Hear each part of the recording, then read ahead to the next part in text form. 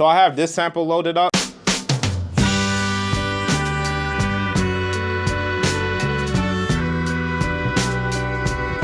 So pretty much I just want to take that beginning part. So let's just go to that part. We're just going to count out 4 bars to work from. 2, 3, 4, 2, 2, 3, 4.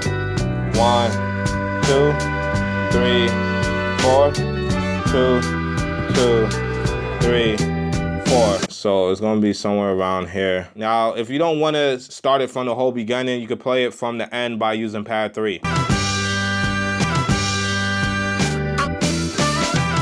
So right there, and then use the end tool, bring it in. All right, so that's cool.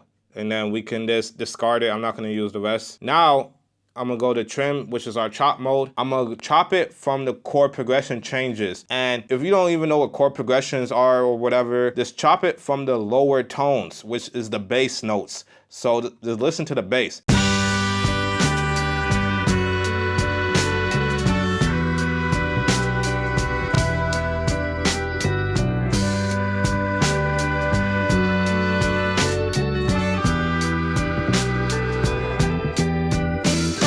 It does have those grace notes and stuff like that. You don't have to get all crazy with the grace notes. Grace notes is just a note going in right before that downbeat. But I could have also just went to BPM chops and it would have been the same. And then from here, having those different chord progression changes, I can make my own chord progression or my own bass line out of the original bass line. Listen to the low tone with this.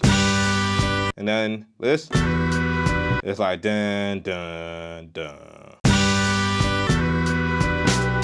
So you have all these different tones now that you can mess around with. I'm not even really focused on the drums right now. I'm just focused on the bass notes. So right off the back, like I said, I'm doing finger drumming. So I'm trying to create a whole new workflow. I'm not going to use all these chops. So, and remember, I like to make my beat on one track and I don't want to have to make a separate track and add the samples over to that track. It's just going to be tedious. Instead, what I'm going to do is make a pattern and then pick out my sample chops and then assign it. And I'm gonna show you what I mean. First, let's get out a pattern.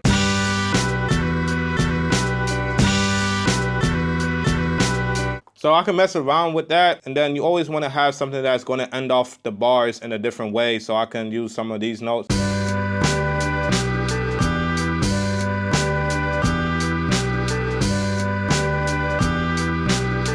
Simple like that, man. And remember, I'm still following those different bass notes. So from here, I found my chops. Now I would just go back to trim mode, and I know that I'm gonna use slice 1. So then I will assign that, and I'll start adding my stuff up here. So I'm gonna actually start from pad 9 and assign that slice to there.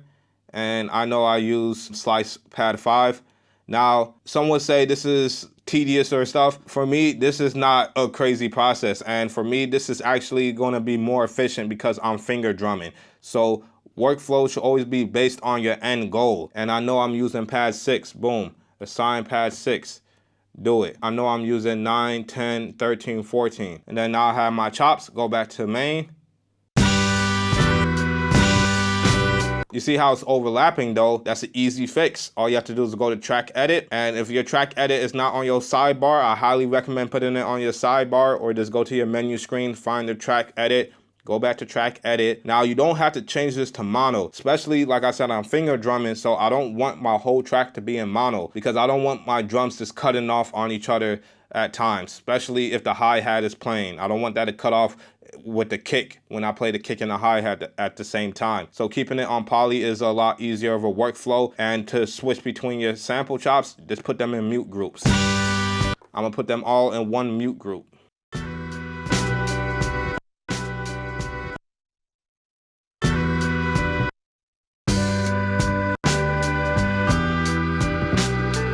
So let's just recap. When I want my samples to cut off on one another, I don't have to change the global settings. I could set up one mute group and they all will go to that mute group. I don't have to put this on mute group 2 and mute group. No, that's not what mute groups are. That's more so for mute targets. And then now I could come up with my own rhythm. You know, it don't have to only follow when this ends. Like,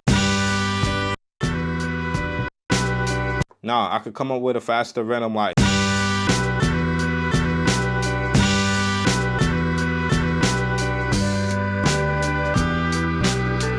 So then that would be my pattern, and then I could just find the tempo just by going main and tapping it out like.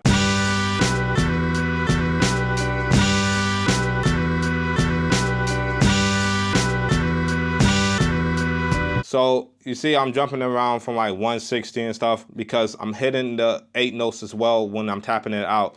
So I already know it should probably be around 180 or whatever.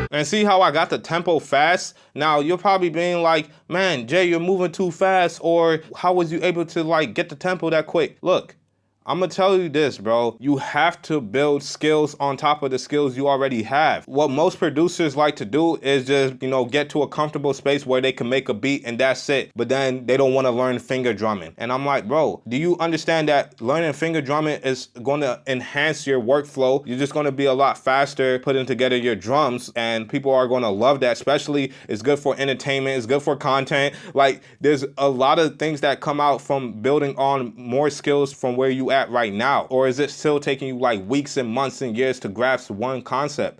And I don't want that to be you. I have a video where it says this is the only arranger video you need on the MPC 3.0. And then you have those people that be like, oh, this is clickbaity and all that. It's going to take more than that. No, it's not, bro. Those people aren't grasping the concept because I really taught you really the basis of everything that you need to know using the arranger in itself on the MPC 3.0, but how to arrange a song, how to arrange a beat. Grasping the concept doesn't mean becoming a master and always knowing what to do anytime you have a track. It's understanding that, oh, this is the guideline I can start from. This is the foundation I can start from. You become a master. Once you have all different bricks built up, meaning you have all different concepts that you grasp, and eventually it will come full circle. That's why I said learning music theory, doing your air training. A lot of producers are getting lazy because they've seen the other producers at the top not doing that, so they're kind of just copying those producers. Now, I understand if you have certain goals like getting placements and selling beats online and all that,